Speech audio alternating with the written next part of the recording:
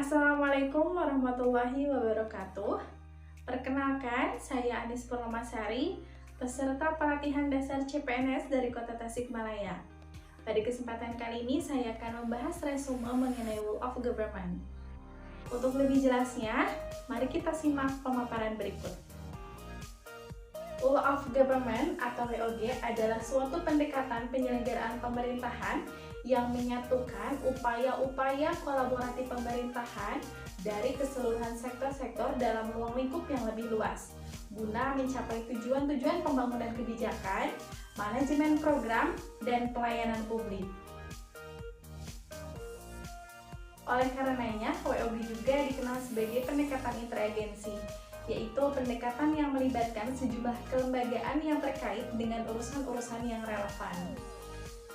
Jadi, dapat disimpulkan bahwa WOG pada dasarnya adalah sebuah pendekatan fungsi dalam ruang lingkup koordinasi yang lebih luas guna mencapai tujuan bersama, yaitu yang pertama adalah pembangunan kebijakan, yang kedua adalah manajemen program, dan yang ketiga adalah pelayanan publik.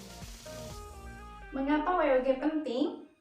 Alasan yang pertama terkait adanya faktor-faktor eksternal, yaitu adanya dorongan publik dalam mewujudkan integrasi kebijakan, program pembangunan dan pelayanan dalam penyelenggaraan pemerintahan yang lebih baik.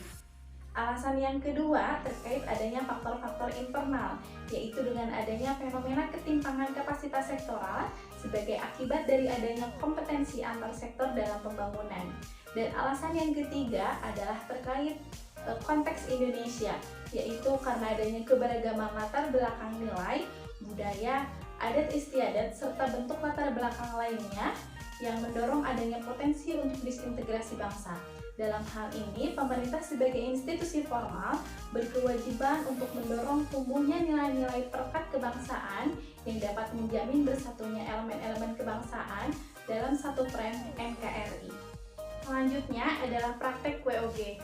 Dalam melaksanakan WOG, terdapat 4 cara yang dapat dilakukan. Yang pertama adalah penguatan koordinasi antar lembaga.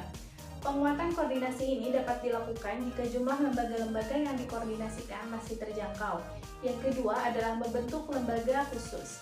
Pembentukan lembaga khusus yang terpisah dan permanen ini yang bertugas dalam mengkoordinasikan sektor atau kementerian adalah salah satu cara dalam melakukan WOG. Yang ketiga adalah membentuk gugus tugas. Gugus tugas merupakan bentuk pelembagaan koordinasi yang dilakukan di luar struktur formal yang sifatnya tidak permanen. Yang ketiga adalah koalisi sosial.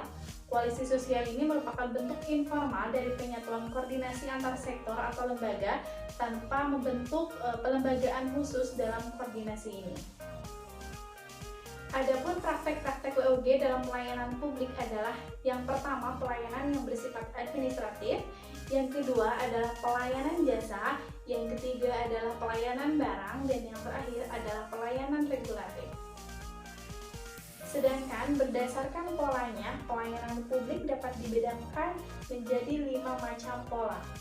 Pola pelayanan yang masing-masing dapat diuraikan sebagai berikut. Yang pertama adalah pola pelayanan teknis fungsional. Yang kedua adalah pola pelayanan satu atap. Ketiga, pola pelayanan satu pintu. Yang keempat, pola pelayanan terpusat. Dan yang terakhir adalah pola pelayanan elektronik. Yang selanjutnya, terdapat beberapa tantangan dalam praktik WOG.